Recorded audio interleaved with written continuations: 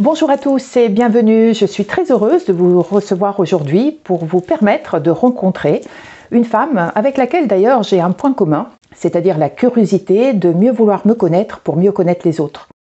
C'est une femme quand même qui est très à l'aise avec les chiffres et les nombres et vous allez savoir pourquoi.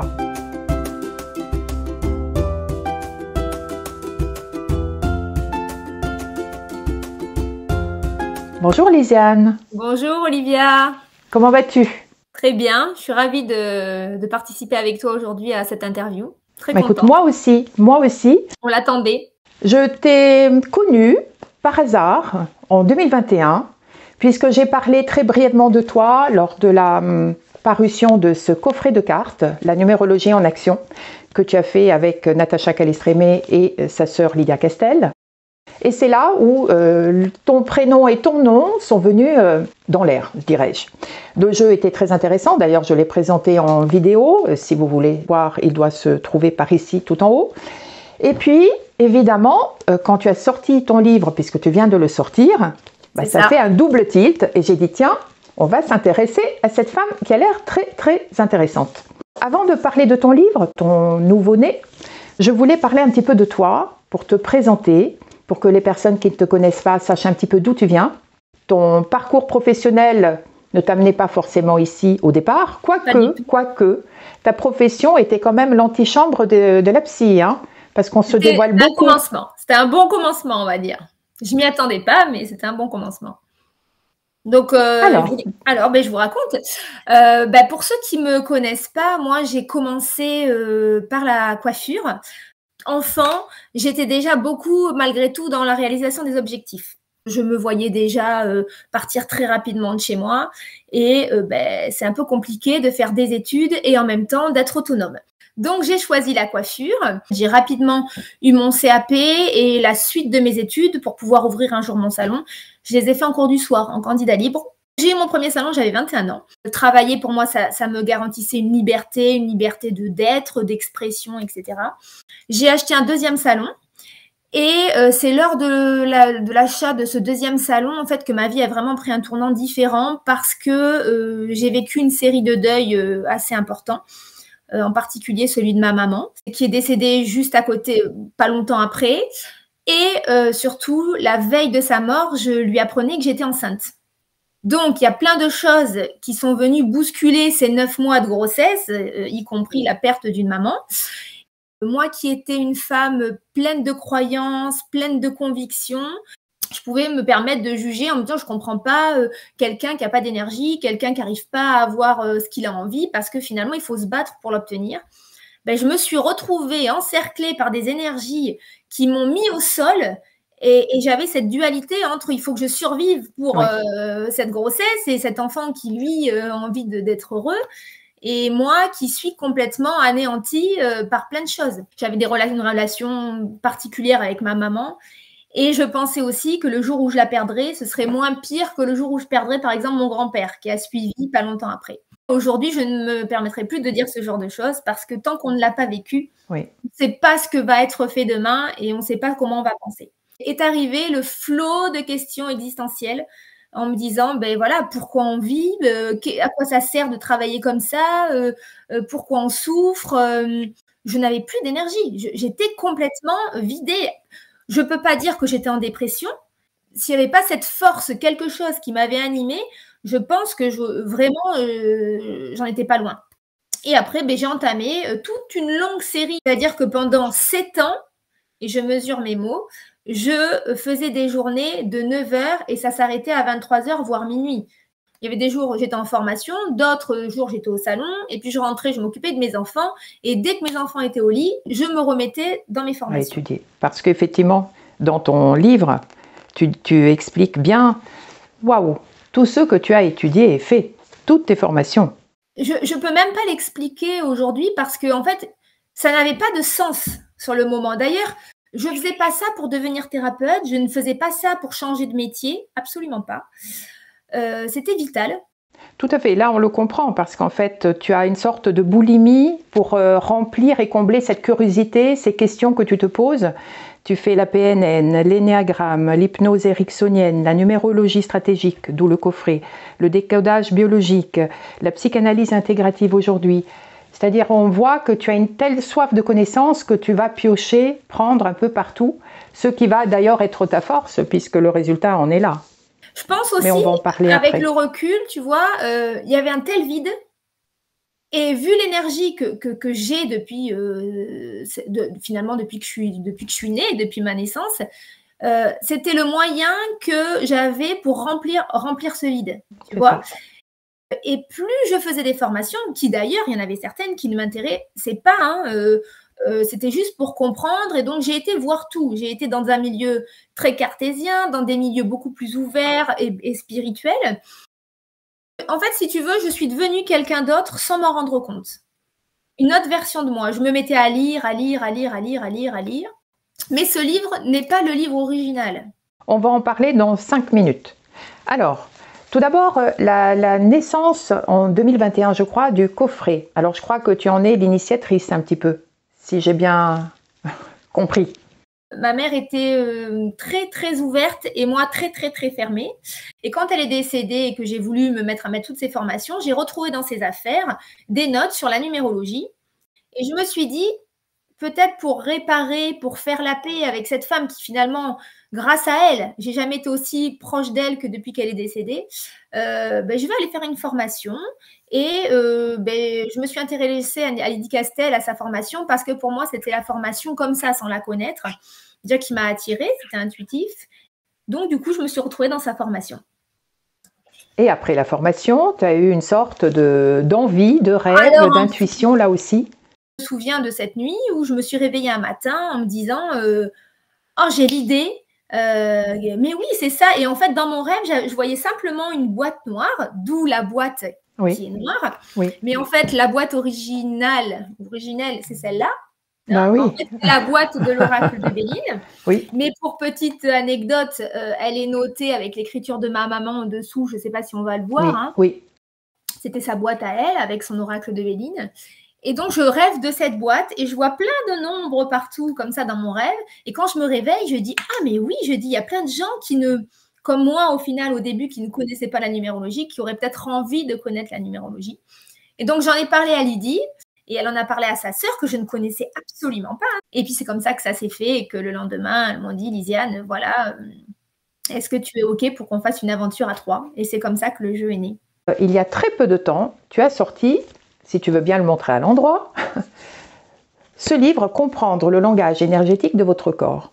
C'est ça. Que je trouve formidable. Ce n'est pas parce que tu es là que je le dis, puisque je ferai une vidéo, je pense, pour le présenter également. Mais je l'ai trouvé vraiment formidable parce que pour les gens qui me connaissent, savent que je suis assez carrée.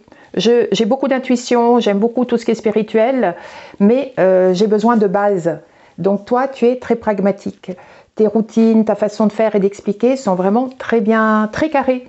Juste pour faire une petite intro, donc tu parles bien des chakras, des 7 chakras, qui sont pour toi des pôles, auxquels tu intègres un 8e pôle. C'est ça. Et chaque chakra correspond à un jour de la semaine. Alors c'est ça aussi qui va rendre ce livre très facile. Mais je te laisse peut-être en parler un petit peu. La petite histoire, c'est que donc de toutes ces formations, ce qui m'avait énormément aidé à l'époque, c'était les premières méditations que j'avais pu faire sur les chakras. Ce sont des centres d'énergie que nous avons à l'intérieur de nous, qui sont reliés avec moi ce que j'appelle des lignes énergétiques, qui sont les méridiens. En fait, les méridiens, c'est des lignes énergétiques qui nous traversent et qui vont redonner l'énergie, qui alimente l'énergie que nous avons dans nos organes, parce que si nous n'avons pas d'énergie dans l'organe, nous avons un problème de santé. Donc, l'idée de retravailler ça, c'était de les appeler les pôles physiques et psychiques, parce que ces centres d'énergie, ils sont reliés à notre corps et à notre tête, sachant que notre corps a un langage qui est plutôt un langage de la métaphore, du symbole, voilà, même des nombres, d'ailleurs, puisque ce sont des images mentales, voilà, des images qui sont envoyées à notre mental, et le langage plutôt psychique de notre pensée, qui va être finalement que le décodeur de ce qu'on arrive à percevoir du moment de ce que nous envoie le corps. Et c'est surtout qu'avec ma passion pour les nombres et la numérologie, je me suis rendu compte que toutes les formations que j'ai faites, toutes, elles venaient s'emboîter parfaitement à l'origine des pôles physiques et psychiques. Alors là, je me suis dit, je tiens quelque chose d'exceptionnel pour la compréhension de tous, en fait. Dans ce livre, effectivement, on peut travailler nos pôles physiques et psychiques avec les jours de la semaine parce que chaque pôle correspond à une couleur, chaque couleur correspond à un jour de la semaine et chaque jour de la semaine correspond à un nombre. Et chaque pôle correspond aussi à un organe. Exactement. Nous n'avons pas que 7 pôles. Hein. Oui. Nous n'avons pas que 7 chakras. Nous en avons plus de 80 000 dans tout le corps. Et c'est surtout ces 7-là qui sont en lien avec tous nos organes. Voilà. Le 8e, pour moi, c'est plutôt quelque chose qui m'a paru logique. Alors, je ne dis pas que je l'ai inventé. Pas du tout, parce qu'il existe. Hein. Il y en a même d'autres qui sont au-dessus de la tête. Mais en tout cas, sa relation particulière avec le nombre 8, qui est un nombre quand même de puissance, de légitimité, de place, d'intention. On fait tous des prières, on fait tous des rêves, on intentionne tous quelque chose. Mais si on n'est pas équilibré sur le plan physique et sur le plan psychique, tout ce que nous allons demander arrivera soit en miroir de ce qu'on est en ce moment. Donc, si je vais pas bien et que je demande, par exemple, à aller mieux, j'irai pas plus mal, mais j'irai pas mieux. Il y a une fuite, une faille. Tu vas mettre ton énergie dans une intention qui ne sera pas du tout possible à atteindre sur le moment. Donc, c'est vraiment ça le petit plus dans ce livre. Comprendre comment on va travailler avec l'abondance, comment on va travailler avec l'attraction, etc. Alors justement, dans ce livre, tout d'abord, on peut l'utiliser de 3 façons différentes. Alors, tout d'abord, tu proposes en fonction du pôle qui peut être hypo ou hyper activé. Alors ça, j'ai trouvé un petit peu compliqué pour être honnête, parce qu'en lisant tous les pôles, je me suis retrouvée un peu partout. Donc je me suis dit, ok, je ne vais pas utiliser forcément cette façon-là. Par rapport au jour de la semaine, c'est extraordinaire, c'est beaucoup plus facile.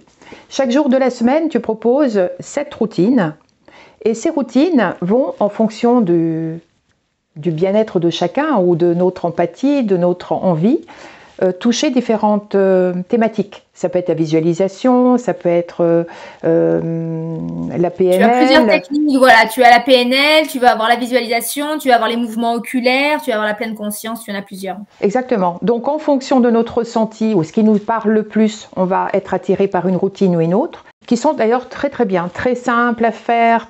Alors, justement, là on revient sur le nombre. Alors, il y a des routines pour toi qu'il faut faire 33 jours, 222, répéter 20 fois par heure la même phrase, une sorte de mantra, par la visualisation et autres. Donc ça, c'est très très intéressant. Alors, le 33, le 222, d'où te viennent ces chiffres magiques? Déjà, pour juste rebondir sur l'hyper, ce que vous voyez ici, la hyper-hypo. Oui. Effectivement, c'est plus facile, comme tu dis, pour toi, ça dépendra des gens. Tu vois comment ils sont organisés, s'ils veulent choisir un pôle ou un jour de la semaine. Mais ne sous-estime pas, et c'est normal finalement qu'on se retrouve un peu dans tout, parce que nous avons des centres énergétiques, nous ne sommes pas Bouddha. Oui, et puis on fluctue en permanence, donc il y a des moments… Oui. Exactement, en fonction des éléments que tu vis dans ta journée, etc. Donc, en fait, c'est normal que vous ayez tous, et qu'on a tous, et que j'ai tous encore aujourd'hui, même si j'ai écrit ce livre, je suis comme les autres. Il faut que je travaille toute ma vie sur mon équilibre. Donc, c'est normal que tu te retrouves un peu. Mais par exemple, ça peut être intéressant, quelqu'un qui lit, ah ben oui, là vraiment, tu vois, il se dit, ah ouais, là ça, je le vis vraiment en ce moment. Tu vois. C'est clair. Ah, de toute façon, j'ai parlé pour moi. Hein. Oui, quelqu'un qui a une grande douleur dans un endroit bien précis du corps, il va être travailler plutôt sur ce pôle-là. Voilà. J'ai beaucoup remarqué pendant mes formations que beaucoup de formations disent au bout de 21 jours, on va commencer à changer. Moi, je me suis énormément intéressée à la programmation neurolinguistique, tout ce qui était dans le cerveau, notre façon de voir les choses, etc. Parce que quand ma mère est décédée, le jour de son enterrement, j'ai vu sa meilleure amie parler d'elle et je me suis dit, c'est pas possible. Elle ne décrivait pas la même personne. Alors, ou c'est moi qui me suis trompée d'enterrement, ou je n'ai jamais vu cette femme comme ça. Et donc, je me suis dit, comment ça se fait que je ne vois pas la même chose et qu'elle la voit comme ça? Et donc, je me suis intéressée à la programmation neurolinguistique. on disait, voilà, pour changer d'habitude, de comportement, il faut à peu près 21 jours, etc. Sauf que 21 jours, c'est juste pour pas faire peur aux gens. On commence, au bout de 21 jours, à pouvoir envisager, à toucher l'espoir de pouvoir changer quelque chose. Et comme j'adore les nombres, et que 33 est un nombre maître, et que c'est un nombre qui va favoriser le soin, la conciliation, voilà, tout ce qui est la réparation, l'attention, la loyauté, le désir, etc., j'ai mis 33. Mais ça peut être plus, et c'est plus. Parce que la vérité, si on veut vraiment être honnête avec soi-même, c'est que 33 jours, 29, 30, ça dépend de ce que tu veux, c'est le début de commencer à entrevoir. Mais vraiment, il te faut, pour changer une habitude, pour créer une habitude, presque autant de temps qu'il t'a fallu entre le moment où tu as marché quand tu étais petite et que tu t'es mis à courir sans tomber. Donc, en gros, il te faut à peu près, allez, 10 mois. Donc, c'est pour ça que ça fait environ 200 jours. Et comme moi, j'aime beaucoup la numérologie, vous l'aurez compris, voilà, j'ai choisi 222 jours. Donc, c'est pas 222 jours à fond, c'est environ, et puis ça dépendra de plein de choses. Et en fonction de la motivation aussi de la personne. Il faut environ 200 jours pour créer une habitude, mais une habitude intégrée. Que ça devienne aussi naturel que de te laver les dents ou t'habiller le matin. Voilà.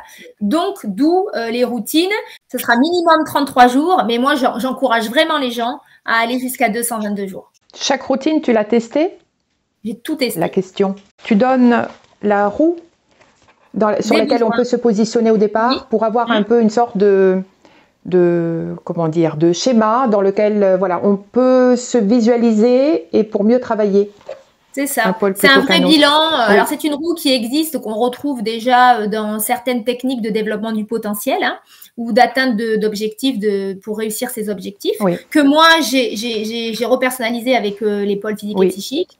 L'idée, c'est juste d'avoir, de s'éloigner, voilà, de voir un petit, faire le point. Oui, prendre un peu de recul. J'ai voulu calculer le renforcement positif de la journée d'aujourd'hui, 12 septembre 22, et on obtient le chiffre 9.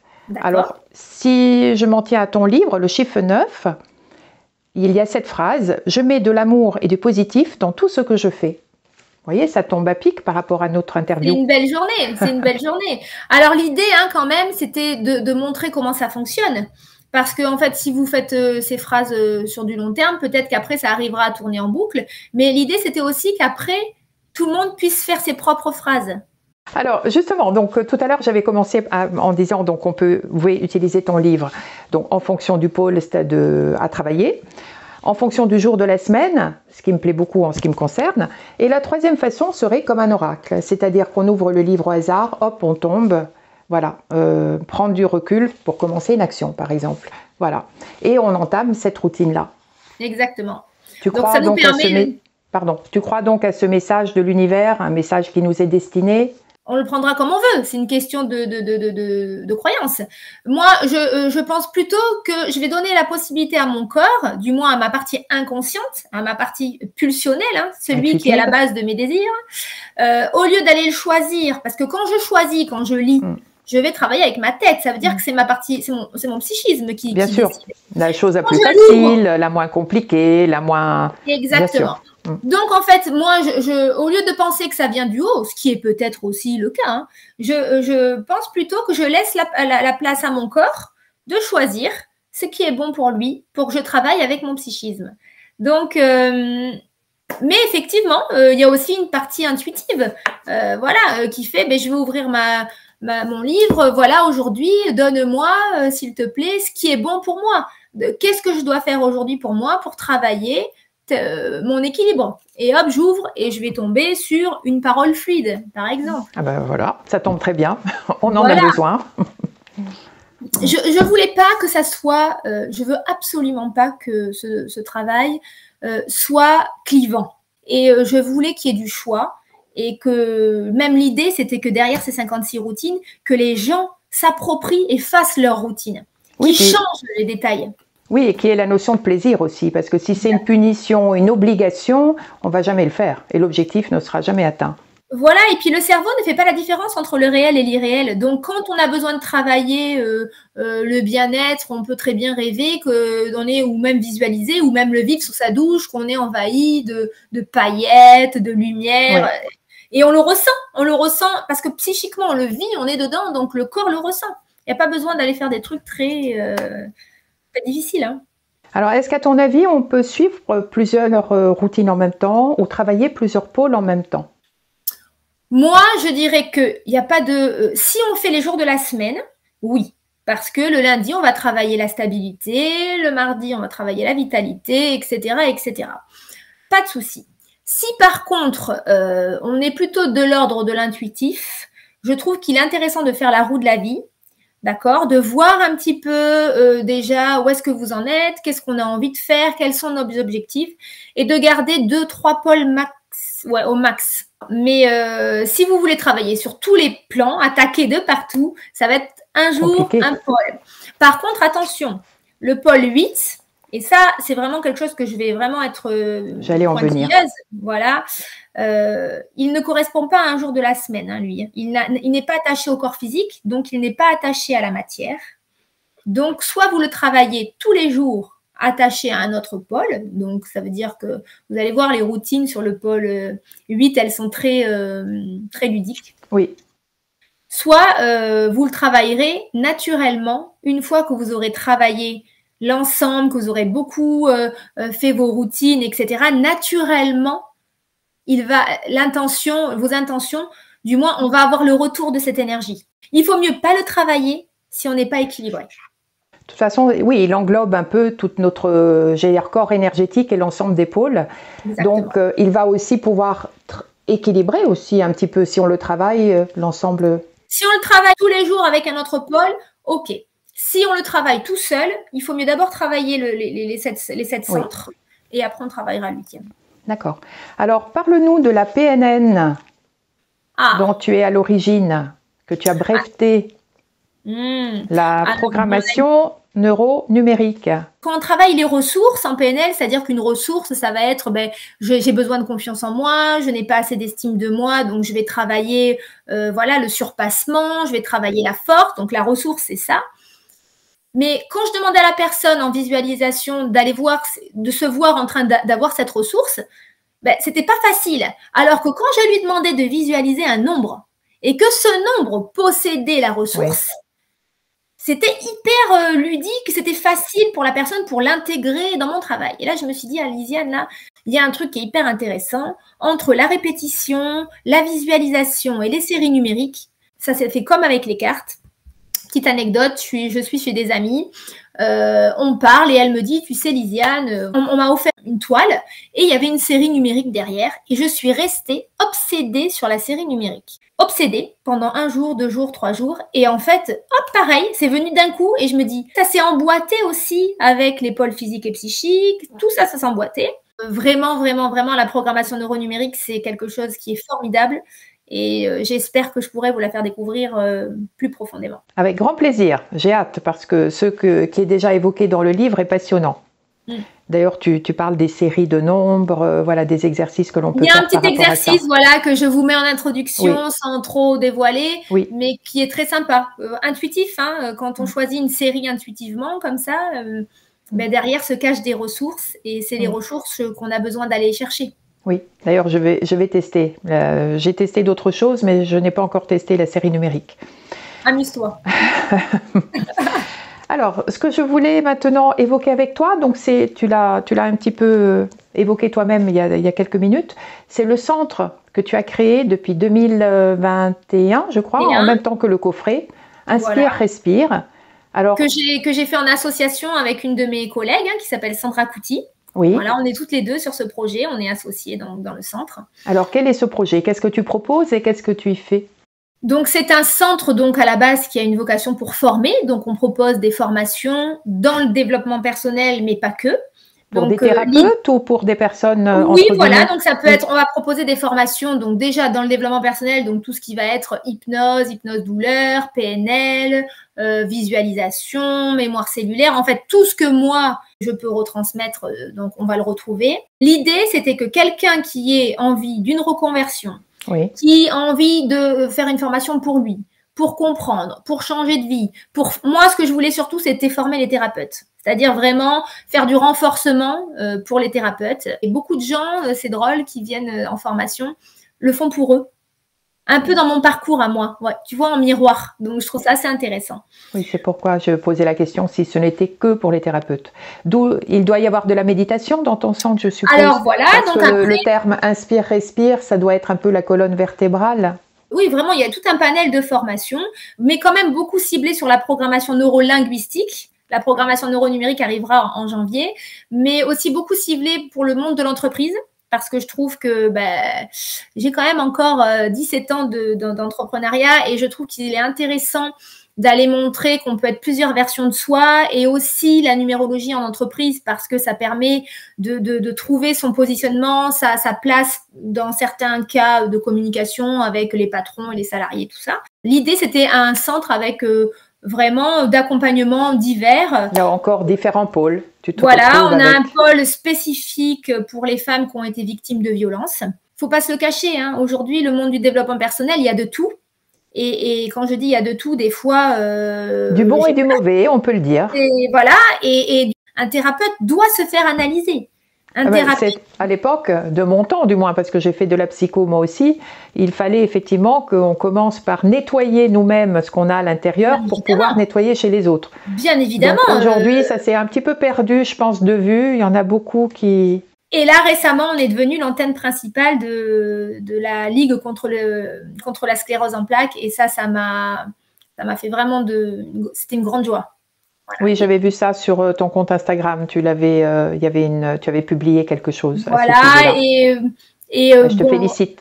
C'est quelque chose qui me tenait beaucoup à cœur et d'ailleurs, beaucoup d'ouvrages vont être donnés. Et j'aimerais bien que, du moins sur Bordeaux, chaque bibliothèque puisse pouvoir le proposer dans les services. Et je vais aller en donner quelques exemplaires en espérant. Pour remercier. C'est beau.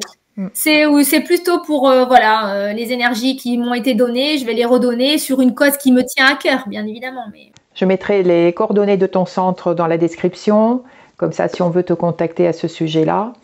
Et donc c'est sur Bordeaux et la région? C'est sur Bordeaux, oui, Bordeaux. Que fais-tu de tes connaissances de numérologie? Est-ce que tu appliques, tu proposes des services par rapport à ça? Non, du point de vue perso, j'entends. Du point de vue perso, ma vie quotidienne est envahie par les nombres, ma vie au quotidien, mais en fait, ça devient naturel, puisque à force de travailler avec les nombres, on va dire que je suis très attentive aux nombres qui peuvent arriver sur mon chemin. Je vais recevoir pour des thèmes, oui, en numérologie, ça je vais recevoir en numérologie stratégique, parce que j'ai été formée par Lydie Castel. Oui. Voilà, non, au sein du centre, je ne vais pas faire de formation en numérologie. Au contraire, j'envoie plutôt à Lydie Castel pour la formation origine. Parce que moi, tout simplement, je vais faire des formations peut-être plus pour retravailler la symbolique des nombres parce que je vais faire des formations en numérologie, par exemple, transgénérationnelle. D'accord. Voilà, plutôt dans des liens, en lien avec moi, les accompagnements que je fais. Et on travaille beaucoup les mémoires familiales, les dettes karmiques, tout ça. Et souvent, les numérologues ont un petit… ceux qui veulent faire autre chose que de la numérologie, parce que la numérologie, c'est un courant très long, très grand. Voilà. Donc, je vais faire… on me demande beaucoup, donc je fais beaucoup de numérologie symbolique des nombres, mais c'est pas de la numérologie classique, c'est plutôt une étude avec la programmation neuronumérique et les ressources qu'on peut aller chercher pour aider à travailler en lien avec le transgénérationnel. Donc, voilà, ce sera vraiment quelque chose de très spécifique en lien avec ma programmation neuronumérique ou du transgénérationnel. Donc, si les personnes qui nous écoutent, qui ne sont pas forcément de Bordeaux, qui ne peuvent pas physiquement venir te voir, est-ce qu'elles peuvent te contacter par mail pour bien sûr. Voilà, avoir mail une étude et je forme en visio aussi. Toutes les formations, il y en a une belle, un grand panel que je fais en visio. Tout ne peut pas se faire par visio parce qu'il y a quand même la pratique dans certains cas. Mais par exemple, l'hypnose, moi, je n'arrive pas à envisager de faire de l'hypnose en visio. Je sais qu'il y en a qui peuvent le faire, mais non, je ne le ferai pas. Voilà, donc, mais on peut me joindre par mail sans problème. D'accord. Alors, quels sont tes projets ? Me calmer. Calmer un peu. Non, je dis me calmer, mais non. Parce qu'en fait, me calmer, ce serait me mettre en déséquilibre. Vous voyez, là, et tu vraiment, dois garder ton je suis mouvement, née ta avec vitesse. une énergie importante et il faut surtout pas que je la perde parce que si je la perds, je suis malade. Donc non, mes projets, bon, je vous avouerai que j'écris sur la programmation neuronumérique. Hein, oui, tu l'avais sous-entendu tout à l'heure. Voilà, ce sera un très très long travail parce que vraiment l'objectif que j'en ai finalement ouvre encore les portes pour aller encore plus loin et ça remet même en question beaucoup de choses. Donc du coup, ce sera un grand travail. Le centre, les formations et profiter. Avoir un peu de temps pour toi quand même, ne pas t'oublier dans l'histoire. Non, mais je m'oublie pas, hein. Franchement, je m'oublie pas, j'arrive, je suis très bien organisée, donc ça va. Après, il y a des moments où je me laisse un peu dépasser, comme tout le monde. Pour terminer, est-ce que tu aurais une routine à conseiller, quelque chose de simple qu'on pourrait faire? Celle que j'aime le plus pour moi, en fait j'en ai beaucoup que j'aime. J'aime beaucoup le bouclier psychique, qui est une routine qui va nous permettre, en fait, j'ai beaucoup remarqué ces dernières années, beaucoup de gens disent oh ben moi quand je rentre dans le bus ou rentre dans le métro, je me sens pas bien, les énergies sont pas bonnes, ou quand je vais au travail, mes collègues me plombent le moral, ou un patron, ou une personne. Et ce que j'aime beaucoup dans cette technique, hein, qui est déjà connue et qui a plein de façons de mettre en pratique. Voilà, mais c'est une routine que je fais très régulièrement, voire presque tous les jours, ou avant chaque consultation. Pour moi, c'est une routine qu'on peut décliner parce qu'elle va nous permettre déjà de nous créer un espace à nous, un lieu intérieur, un espace intérieur, et où on peut aller protéger aussi, justement. Se protéger, mais même en dehors de se protéger, j'aime bien aussi plutôt pour aller, si j'ai une décision à prendre, par exemple, aujourd'hui, je ne la prendrai plus les yeux ouverts. Je la prendrai automatiquement les yeux fermés dans cet espace intérieur. Parce que avoir les yeux ouverts, c'est être connecté à mon mental, qui lui est là pour me protéger, bien évidemment, et me dire oui ou non. Mais parfois, il peut me polluer un peu l'existence. Voilà. Alors que si je ferme les yeux, je descends sur une autre fréquence, donc je me rapproche de celui qui sait tout, hein, finalement, de mon inconscient. Et donc, le bouclier psychique, j'encourage tout le monde à faire cette routine et de se la personnaliser. Moi, je la donne avec une version de protection, voilà, mais c'est aussi un espace intime. D'ailleurs, beaucoup de tes routines commencent par les 7 secondes, 7 secondes et 7 secondes de inspiration, retenue, bloquer les respirations et expirations. Qui est à ne pas négliger parce qu'en fait, nous ne savons absolument pas respirer. Et c'est très dur. 7 secondes, 7 secondes et 7 secondes, c'est très difficile. Et donc, ça demande une vraie concentration si on veut bien le faire, ce qui permet qu'on chasse tout ce qui est à côté. Voilà, pour commencer justement à descendre sur ce niveau d'espace intime, d'espace de réflexion, quoi. Petite question pratique, je crois, dans le pôle 8, tu conseillais, c'est plus un pôle par rapport à l'attraction de l'abondance, la visualisation. Il y en avait une de tes routines, et celle d'écrire sur un petit post-it un souhait, un rêve, un projet que l'on veut. Donc voilà, on le met dans la petite boîte. Et puis, qu'est-ce qu'on en fait de ces petits post-it? Parce que je crois que tu ne le dis pas. Tu les laisses dedans. Moi, c'est une routine que j'ai testée pendant 3 ans. C'est-à-dire 3 ans de petit papier, c'est-à-dire tous les jours, tu faisais ton petit vœu, ton souhait, voilà, qui peut être le même ou différent. Exactement. En fait, je me suis retrouvée à des ateliers parce que j'étais dans cette période où il fallait que je teste tout. Et on faisait, vous savez, tu sais, les chèques de l'abondance, à la lune, tout ça. Je trouvais ça hyper ludique. Mais je comprends pas, ça ne fonctionnait jamais. Ou alors très rarement. Je me disais, il y a quand même, je comprends pas, il y a quelque chose. Donc je me suis mis à lire le livre Le Secret, à regarder le film, DVD, tout. Et je me suis dit, il y a quelque chose qui doit marcher, c'est sûr. Mais il manque le fait déjà qu'il faut vraiment, à chaque fois qu'on va faire un vœu ou qu'on va demander quelque chose, il faut le croire. Mais il faut le croire dans le corps, mais il faut le voir. Il faut voir l'atteinte exactement. Et donc, je me suis dit, ça, c'est pas en le voyant une fois, parce que vu que je savais qu'il fallait répéter,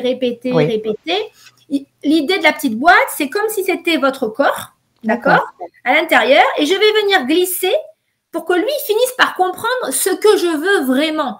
Mais il peut avoir compris ce que je veux vraiment, mais il faut que tout le reste soit travaillé en équilibre. Et à force, en fait, je venais nourrir ma boîte intérieure de ce que je voulais, et je le disais au présent parce que je le veux maintenant. Je fais comme si je l'avais, limite. Voilà, je voudrais une maison. Non, c'est je veux une maison ou j'ai une maison. Voilà, où je suis dans ma maison. Voilà. Et j'envoie le message à mon corps.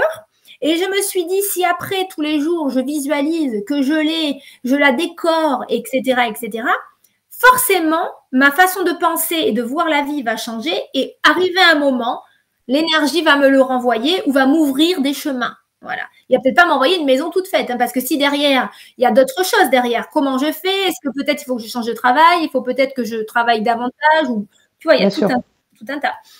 Et donc, c'est quelque chose qui a été très apprécié, où des fois, je sais que mon fils me dit, mais qu'est-ce qu'il y a dans cette boîte? Je dis, surtout, tu ne touches pas. Ah, tu l'as gardée? Ah, je l'ai. Je boîte des 3 ans. Ah oui, c'est une petite boîte. Moi, j'avais pris une boîte en bois que j'ai encore là. Et je prends des petits post-it de couleur. Ah, tu continues à le faire? Ah oui. D'accord. Je croyais que tu avais arrêté. Tu l'avais fait pendant 3 ans. Pendant 3 ans, vraiment, constamment, pour être sûre que je voyais quelque chose. Alors, il y a eu des synchronicités extraordinaires, folles. C'est pas rapide, parce que derrière, il faut entamer un travail, etc. Il y a des choses qui ont été rapides, d'autres qui ont été moins rapides, mais qui peuvent venir se rajouter avec tous ces rituels qu'on peut, pour les gens qui sont très ouverts, avec les lunes, etc. Alors, que vas-tu faire de cette boîte une fois qu'elle est pleine? Ma question, je reviens là-dessus. Eh bien, arrive un moment quand elle est pleine, moi c'est mon rituel, hein. J'aime bien re-regarder tous les mots que j'ai écrits. Je les regarde et je me dis, ah, ça j'ai réussi. Alors, ceux que j'ai réussi, je les jette. Ceux que j'ai pas réussi, je les laisse. Et je fais de la place. Mais en fait, je fais de la place avec cette boîte comme je fais de la place avec moi. Parce qu'en fait, au final, toutes les émotions, tout ce qu'on veut, on l'intègre à l'intérieur de nous. Et par plein de choses, par les rêves, le sommeil, par plein de choses, on décharge. Tu vois, même par quelques maladies. La maladie aussi. Un rhume, la gastro, on décharge. Hein, on fait de la place, on fait du ménage, on nettoie. Et bien, je continue. Alors, je t'avouerai que là, en ce moment, là, aujourd'hui, je ne l'ai pas fait, hier non plus. Mais parce que là, j'arrivais à la fin d'une étape, puisque mon livre est sorti, etc. Mais puis, il n'y a pas que le pro, il y a aussi parfois ce que j'aimerais pour les gens que j'aime. Mais ça marche moins bien. Oui, parce que c'est indirect. J'ai essayé et on ne peut travailler que sur soi. Et en travaillant sur soi, les autres vont bouger. Mais on ne pourra pas travailler sur les autres, ça va être compliqué. Non, mais déjà travailler sur soi, puisque notre fréquence va évoluer et forcément, elle va avoir une influence sur la fréquence des autres. Et puis, ma réalité n'est que la mienne. Donc, si je dis... c'est pour ça que l'hypnose est venue un peu me perturber, parce que quand je fais une suggestion à quelqu'un, c'est ma propre suggestion, même si c'est adapté à son besoin à lui. Alors qu'avec la visualisation, c'est la personne qui va prendre les clés et c'est elle qui va choisir ce qui est bon pour elle. Et c'est ça qui me plaît davantage, qui est plus en adéquation avec moi-même, on va dire. Et ça se voit parce qu'on le ressent énormément, vraiment. Donc j'étais ravie parce que quand j'ai lu ton livre, voilà, ça a matché complètement. Je me suis dit, c'était vraiment le déclic. C'est quelque chose qui me plaît beaucoup, comme j'ai dit, parce que c'est très cartésien, c'est carré, c'est pas farfelu, tu ne t'envoles pas dans des sphères, voilà, un petit peu, tu as compris, très perché. Il faut rester en équilibre. On peut aller dans les deux mondes, mais il faut simplement les ramener au milieu, c'est tout. Oui, mais puis tes rituels, c'est pas un rituel, voilà. Bon, enfin, je vais pas décrire pour ne pas faire de tort à qui que ce soit, mais on s'est comprise. Donc voilà, donc je vais vraiment mettre en œuvre pas mal de tes rituels. Et je te dirai le résultat. Le moteur vraiment à retenir, c'est l'envie. Parce que si on n'a pas envie, ça va être compliqué de faire des routines. Voilà, comme pour toute chose, arrêter de fumer, faire un régime. Si on n'a pas envie de commencer, on ne peut pas le faire pour l'autre. Donc, s'il n'y a pas de la motivation au départ. C'est ça. Donc, ce sera vraiment l'envie. Écoute, si tu as tout testé, tu nous sers d'exemple. Et a priori, l'exemple est super. Et il faut que je travaille moi aussi, hein, parce que c'est au quotidien. Hein, malgré que ce soit moi qui ai écrit ce livre, moi aussi, hein, il faut que je travaille ça toute ma vie. Il va falloir que je travaille ça. Mais bon, quand on les connaît, déjà, c'est plus facile. Ou quand exactement. Puis là, tu es en train de nous en concocter d'autres. Ah, concocter d'autres. Je dirais pas. Bon, et là, tu es en train de nous en faire d'autres. Voilà. C'est pas très joli, mais bon. De toute façon, écoute, j'étais ravie de faire cette interview avec toi. Tu es une personne lumineuse.